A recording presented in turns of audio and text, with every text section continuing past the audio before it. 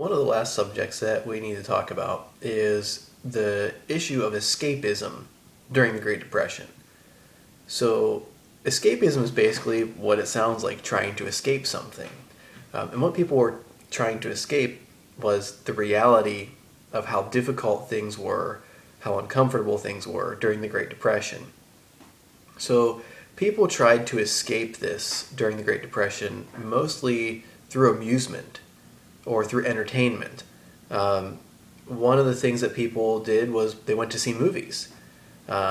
Great example of a movie that people went to see was Gone with the Wind. I don't know if any of you have ever seen it. It's a very long movie.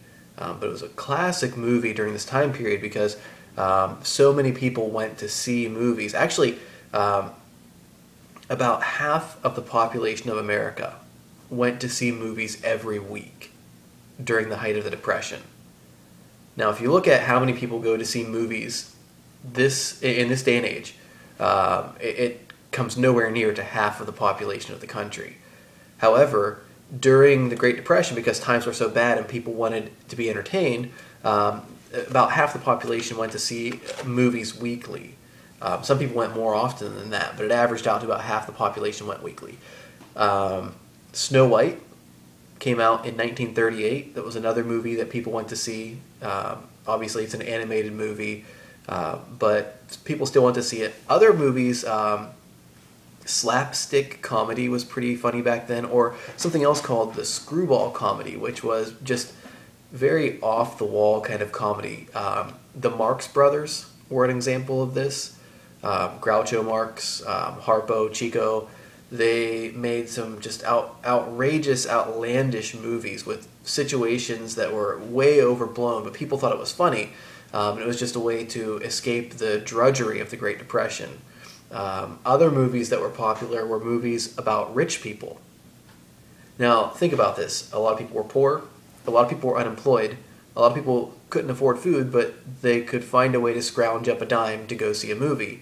And the movies they often chose to see were movies about people who were wealthy and were able to live it up and have a good time.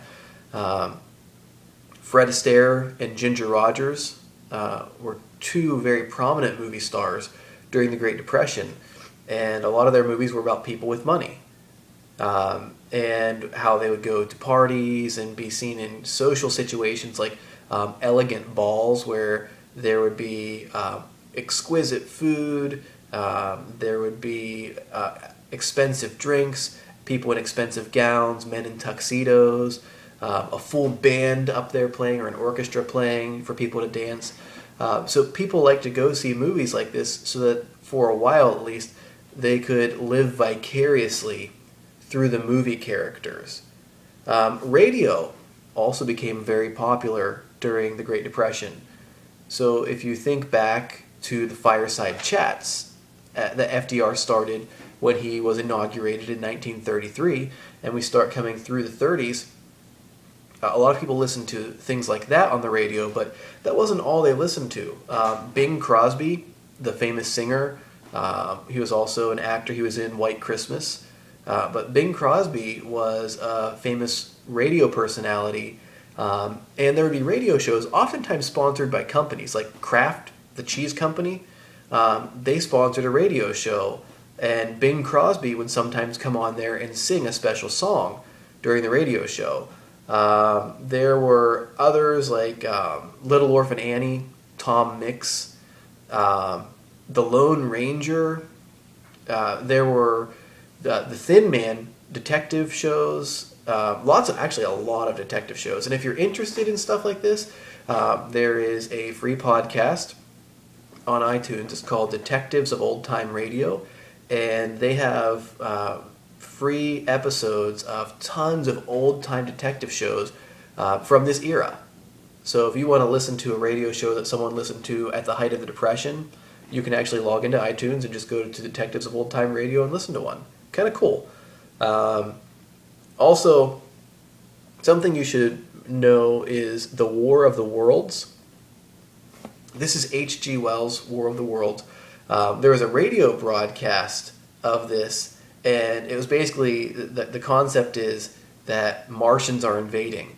However, on this radio broadcast, no one bothered to say this is a radio broadcast and it's fake, it's fictional. Like, if you see a TV commercial today, no matter what's going on and how outrageous it is, I saw a commercial the other day where this car was doing skateboard tricks. This skateboarder got in a car and it was doing ollies and grinds and things like that, and it had to say that this is a car, not a skateboard. No joke, it said that on the commercial. Well, they didn't have disclaimers like that back then, and a lot of people freaked out and actually thought that America was being invaded by Martians. Okay, other diversions. Comic books. Comic books were an important diversion. The Dick Tracy series, Flash Gordon, Buck Rogers, things like that. Superman comes in during this time period a little bit later, toward the tail end. But anyway, comic books. How about Scandal? Charles Lindbergh. Think of where you remember him from. Well, Charles Lindbergh's son was kidnapped during the Depression in 1932, and people basically, there weren't tabloids as such back then, but people would just listen for radio updates or try to see newspaper updates. Everybody was obsessed with the kidnapping of Charles Lindbergh's son because it was just something to distract them from the Great Depression. Crimes also were something that people used as diversion. There were very famous gangsters that got big headlines in the news. So can you think of it? I'll give you a second to think of any big names. Obviously I can't hear you, but I can Skype in. I'm going to Skype in a minute or two, and we'll see if any of you know or knew anyway before I Skyped in. All right, so Pretty Boy Floyd is one of them. Bonnie and Clyde were they captured America's heart because they were viewed as this romantic couple that's on the run, robbing banks and getting into shootouts with the police. In reality, it was really nothing like that. They lived in their car. They weren't very happy people. People that actually had known them said they weren't very happy people in general. And the only reason they were together is they worked well as a team. Babyface Nelson. Babyface Nelson was a famous gangster, and he was actually killed in a shootout with police around East Liverpool, Ohio. But while he was out robbing banks and getting into shootouts, people were they'd read the newspapers all the time about this.